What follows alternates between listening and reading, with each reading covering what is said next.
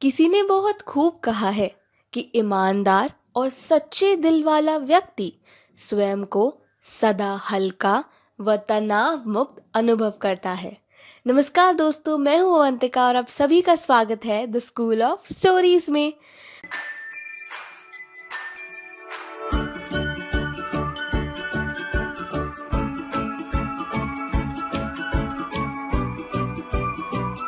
तो दोस्तों, हमारी आज की कहानी ईमानदारी के ऊपर निर्भर करती है।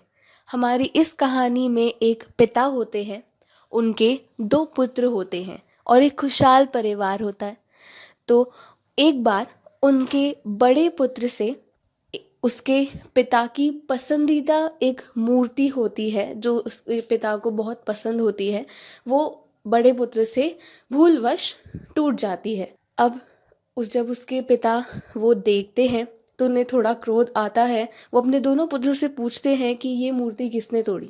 बड़ा पुत्र साफ इनकार कर देता है कि नहीं, ये मूर्ति मुझसे नहीं टूटी।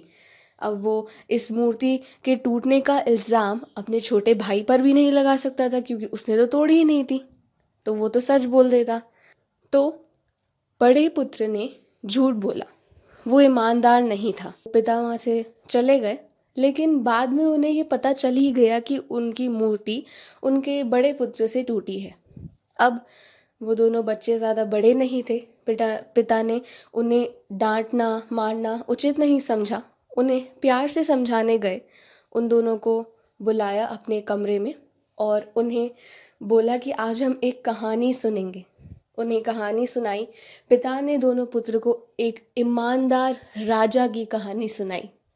तो इस कहानी में एक बार एक राजा होता है, वो बहुत ही बूढ़ा हो जाता है। उस राजा की शादी नहीं होती, कोई संतान नहीं होती। उस राजा को एक नया उत्तराधिकारी चुनना था अपने सिंहासन के लिए।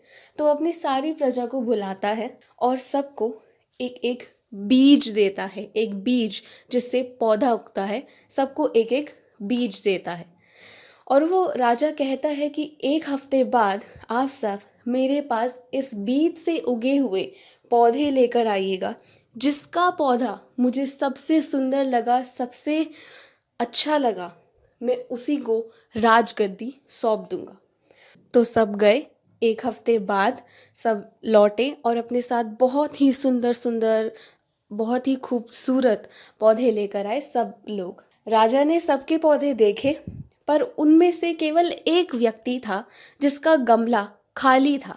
उस गमले में केवल सूखी मिट्टी थी।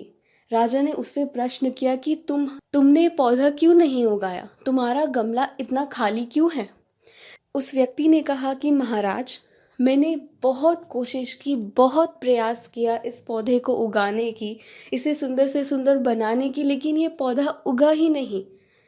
मैं प्रयास पे प्रयास करता गया, लेकिन ये पौधा नहीं उगा। राजा ने उसी वक्त उस व्यक्ति को राजगद्दी सौंप दी। क्यों? क्योंकि राजा ने जो बीज सब लोगों को दिए थे वो उबले हुए बीज थे, बॉइल्ड सीड्स थे। और हम सब जानते हैं कि उबले हुए बीजों से पौधा उग ही नहीं सकता।